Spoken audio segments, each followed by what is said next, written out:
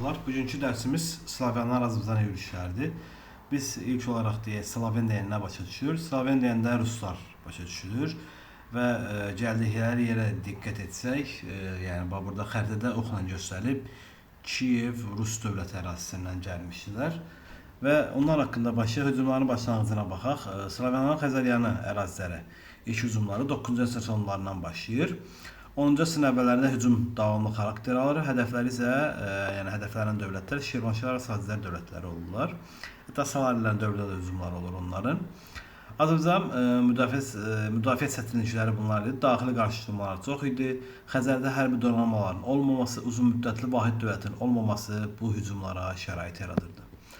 Xronologiyasına baxaq Slaven yürüşlərinin. 909-cu il yürüşü Cənubi Xəzərin dənizinin cənub sahilləri və Abaskun adası qarət edildi.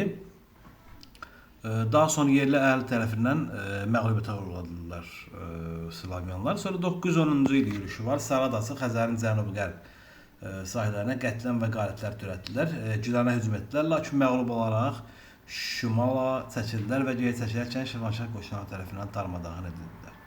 Və 914-cü il yürüşünə nəzər salaq. 914-cü il yürüşünə diqqətlə baxsaq, görəcəyik ki, 914-cü il yürüşündə əvvəlkindən fərqli olaraq burada 500 gəmi və hərəsində 100 nəfər döyüşçü olan böyük bir ordu gəlir.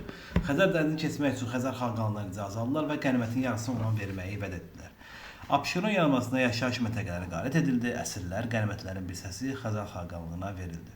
Xəzər xaqanlığının yerli əhalisi, yəni Bulqar, Burras, Modvallar və Xəzər türkləri Slavyanları məğlub edib əsirləri azad etdilər. Daha sonra 944-cü ildə yürüşə baxaq. Məqsəd Bərdə şəhərə getmək, Azərbaycanda möhkəmlənmək idi. Salarilərin Bərdə hakimi zəif idarəsi nəticəsində Slavyanlara qarşı müqavimət göstərə bilmədi və nəticədə Bərdə şəhəri Slavyanların əlinə keçdi. Slavyanlar Bərdədəki hərəkətləri bunlar idi. Əhalinin şəhər tərk etməsini tələb etdilər. Şəhərdə qala bilməyənlərin qılıncdan keçirildi və şəhər yağmalandı. Slavyanlar tabe olmayanları məscidə topladı və hər şəxsdən 20 dirhəm pul tələb etdi. Pula deyə bilməyənlər isə qətlə yetirildi.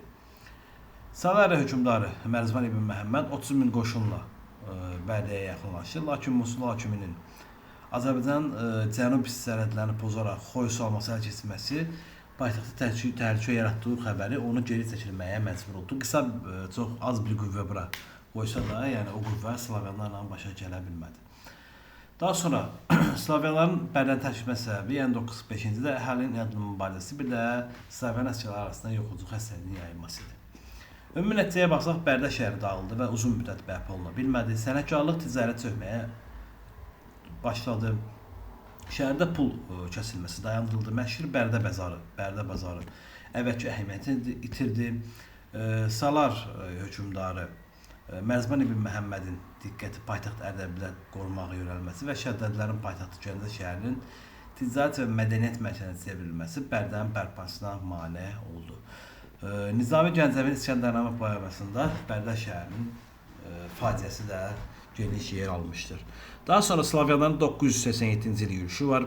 Dərbənd hakimi yerli əyanlara qarşı mübarizə üçün Slavyanlara köməyə çağırdı. Hətta Slavyanlardan ibarət onun mühafizəçisi dəstəsi də var idi. Daha sonra Slavyanların 1030-cu il yürüşü var. Ruslar dənizdən Şirvanşahlar dövlətinə hücum etdilər. Bakıda Körə və Arazın qovuşduğu yerdə döyüşdə Slavyanlar Şirvanşah qoşunları məğlub etdi. Vuruşmada çoxlu Şirvanlı həlak oldu.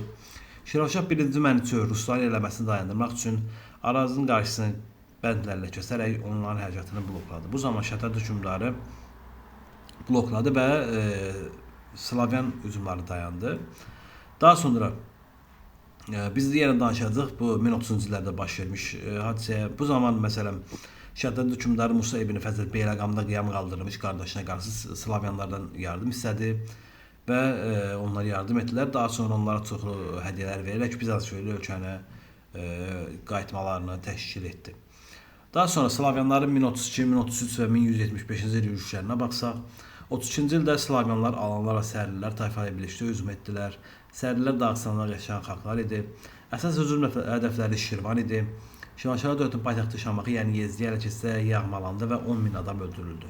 Dərbənd hakimi yerli şəhərin yerli əhalinin, şəhərin əhalisinin köməyi ilə Slavyanları ölkədən qovdu.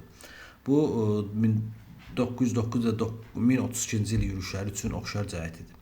Daha sonra 1033-cü il yürüşünə baxaq, Dərbənd hakimiyyətini qısalmaq üçün Alanlar və Slavyanlar yenidən hücuma keçdilər, lakin məğlub olub əli boş geri qayıtdılar.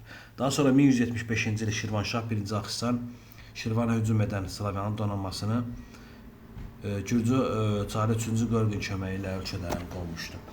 Ümumi yenə deyirəm, nəzər salsaq bura, biz ərazi xəritədə görəcəyik ki, yəni Slavyanlar Kiyev Rus dövlətindən gəlirdilər və onların əsas hücum hədəfi diqqətlə baxsaq, yəni Xəzər dənizinin şimalından başlayaraq Azərbaycan hər bölgəsi olsun, yəni əsasən bu hissələrdən başlayaraq və bu hissələrə daha sonra bu əraziyə gəlmişdi, Bərdəyə gəlmişdi, sonra bu yaxını Beyləqan ərazisi var, Beyləqana hücum etmişdilər. Yəni bu əraziləri işğal etmiş, bu ərazilərdə qarətçilik törətmiş və çoxlu insan qətlə yetirmişdilər.